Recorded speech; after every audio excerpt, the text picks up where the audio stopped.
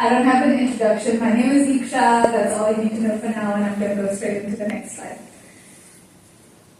When we speak of burnout, this is what most of us picture, right? Someone struggling under a pile of unrelenting work.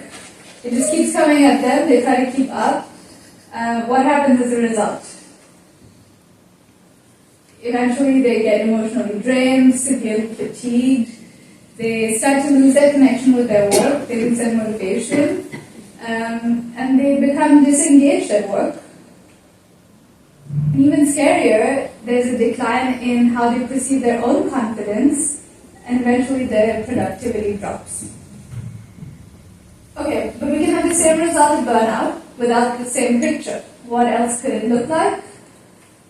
And that's what I'm here to talk about. So that's the inside of burnout.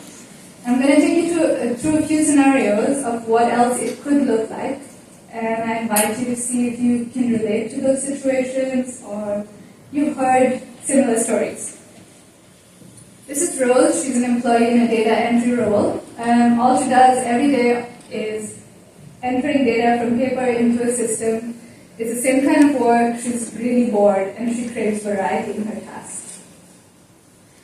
This is Finn, a recent graduate who was hired for his creativity, for his potential. He started out very excited, but a year on, his input still isn't taken in projects. He hasn't had the chance to use his high potential or to learn new skills. This is June, a mid-level manager. In the beginning, she did a lot of different things, building up an impressive portfolio. She was promoted to manager. But in the last few years, she's been doing the same thing. She sees no path to advancement, no scope for growth. So the research on burnout actually acknowledges that it's not all about overload. It is multifaceted. And there are two other main types of burnout. So burnout due to under-challenge and burnout due to neglect. Today I'm going to focus on under-challenge. This is when employees don't feel challenged enough. So it's not all about overstimulation. Sometimes it's just under or not the right kind of stimulation at work. Therefore, they're also not engaged by their tasks, and this leads to boredom, frustration, and a loss of motivation. So, as we saw with Rose, Finn, and June, these are the main causes of burnout due to under-challenge.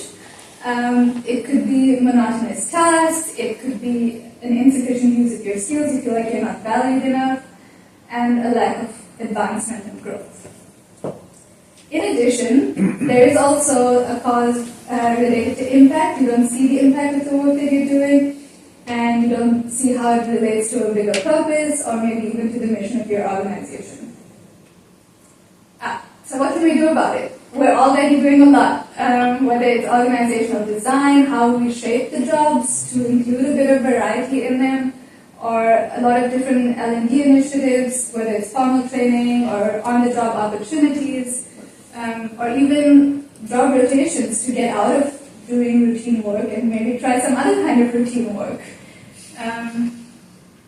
It's also how we shape performance reviews, how we do high potential programs, maybe giving people a chance to feel like they're learning and growing,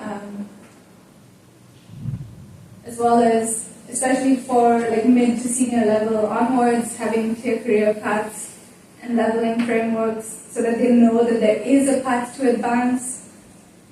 And these topics, the last ones I find are broader and all-encompassing, but keeping an eye on employee engagement, it's a clue if things are going well or not, as well as shaping the right culture.